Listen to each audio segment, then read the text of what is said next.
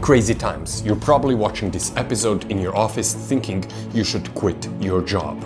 Or you finally have time to watch this episode because you actually quit your job and you are not alone. If you're not living under a rock, you probably heard for the last couple of months around the world, people are quitting their jobs at unprecedented rates. It's being called the Great Resignation. A record number of Americans are telling their bosses, I quit.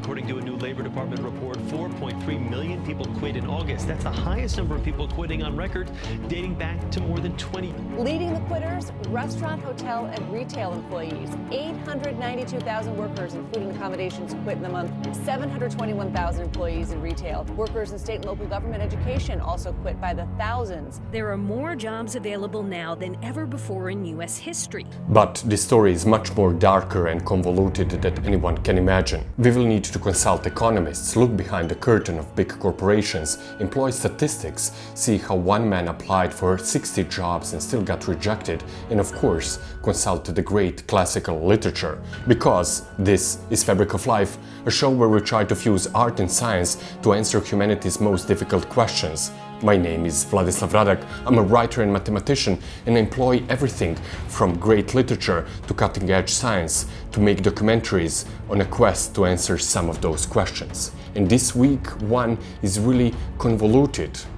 What is future of our professions? Why everybody's quitting their jobs? And should you quit too? Like right now. Like right now! Let me take you on an adventure.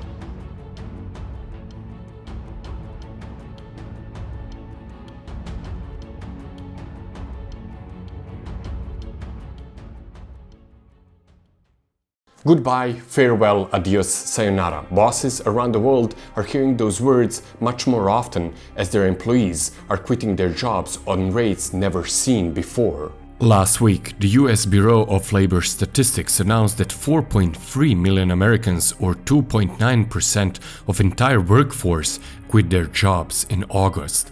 That was record-breaking month, piggybacking on previous records. The Great Resignation is real, and it can be seen across virtually all industries. It started with hospitality and healthcare because those people were not really satisfied being paid miserably, working 12 hours a day wrapped in plastic bags while you and your friends made TikTok videos in your pajamas, but soon it spread like a virus to other industries. And this is not only US, from Germany to Brazil, from South America to North Africa, Scandinavia. Everybody's sick of working. And this might forever change the way we think about our future professions and our life. But let's consult the science first. Theory of economists suggests that the job market has its own cycles. It is normal and expected to have surges and droughts in job applications. Are generous government benefits encouraging people to quit? Maybe, but some evidence suggests not. Are people angling for raise after decades of stagnant pay? Probably, yeah. That some people are needing quick to take care of their kids, do they close kindergartens, or to take care of sick parents because hospitals were full of COVID spreading unvaccinated people? Sure.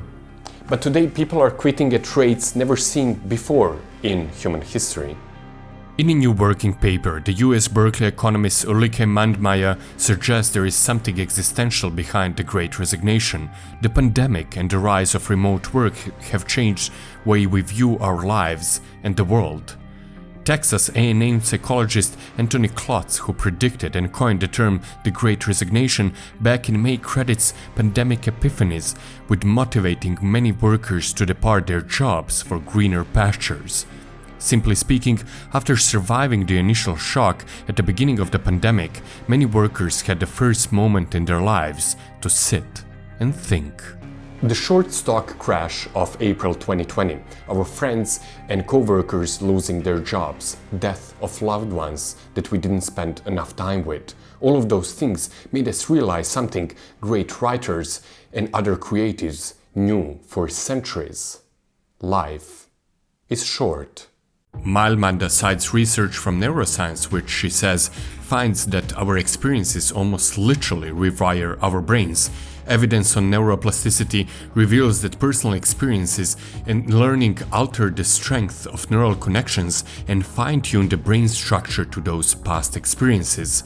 It is known in science as use-dependent brain development. But all that scientific mumbo-jumbo aside, let's see what people really think, how they really feel, why do they quit. Here are some news reports. Less money does come with its own stress, but I would rather deal with those than the stress of the previous work environment, said Tiffany Chen, who quit her job in cheap fashion industry when she saw how fast fashion that she worked for manipulates people into buying rubbish, irreversibly polluting the planet. Today, she's working as a freelance photographer, something she always wanted to do. She has much less money though, but she learned something along the way. She doesn't need to spend it on garbage clothes. She woke up. I constantly have the fact that I'm replaceable just being shoved in my face, states the other. Companies made us compete against others, employing sneaky tactics and targeting our fear mechanisms. And we covered the topic of the fear in one of the first episodes ever to be aired on this channel. And don't even go and bother watching it, just accept my book recommendation, read the novel Dune by Frank Herbert, and thank me later. No, I know there's a movie in cinemas, but read the book first. I mean, the movie is good, but please, read the novel. I'm so much happier and I feel much freer, says Eric, a 20-year-old self-proclaimed workaholic who recently quit his job as a program manager at a tech startup in San Francisco, understanding what benefits he has working from home and unable to keep them when his bosses told him they want to see his face every day at work. He quit. Now I can reclaim time for myself, growing and learning, he said. And there is your hidden key, growing and learning. How much of that you have at your job? And then connect that with the previous lecture or lesson. Life is short. How much am I growing? How much am I learning about myself? And now I know what you're going to tell me. Well, I cannot feed my kids with growing and learning. I want to find out who am I, but I also want to eat something. Well, let's see how things change for people who are applying for jobs today. A man from Fort Myers, Florida, named Joy Holtz went viral last week for an experiment he conducted after seeing many now hiring signs around town. Every day he would apply for 2 jobs for 30 days. 60 jobs in total. He applied to minimum wage jobs, working in a restaurant, helping Head as a mechanic, working on the construction sites. His experiment contradicts employers' complaints about people being unwilling to work. 16 of them responded to me. 4 of those went onto a phone call after an email exchange, and 1 of those turned into an interview. 0 of them turned into a job that I was actually desperate for, said Holtz at the end of the study. It's not that nobody wants to work anymore. It's that nobody wants to work for slave wages anymore, he replied, ending this pretty discouraging experiment. People talk about burnout, depression, and wish for mental clarity. Rise of bullshit jobs where you cannot really explain to your friends at a dinner table what are you actually doing at your job led people to question their existence. Pandemic brought billions of workers into limbo, switching them from home to office, back to home while their bosses smiled from lavish villas into web cameras, giving orders from their private pools. It seemed like they were the replaceable ones. And we understood that life is not guaranteed, that our existence might stop tomorrow. We learned that we didn't spend enough time with our family members and loved ones. They made us believe that we need to earn money to spend more time with people who expect only our presence. If your job keeps you away from the loved ones, if you don't grow and develop, if you think that your job is secretly ruining the very fabric of this society and this world should be a better place with you staying at home and doing something that you love, quit your fucking job. And if you don't believe me, maybe you should listen to Jack London, a great American novelist, journalist, and social activist. He's the guy who I read as a kid and who inspired me to become a writer myself. He wrote, "The proper function of the man is to live, not to exist. I shall not waste my days in trying to prolong them.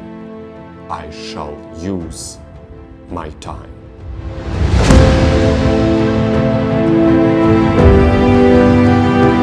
Hey, Vlad Savradak here. I hope you liked this episode, and if you quit your job, maybe you can join me on one of my adventures, because every week we're traveling somewhere trying to answer humanity's most difficult questions.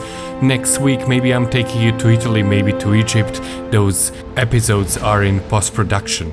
Until then, stay tuned and curious, and don't forget, libraries still exist.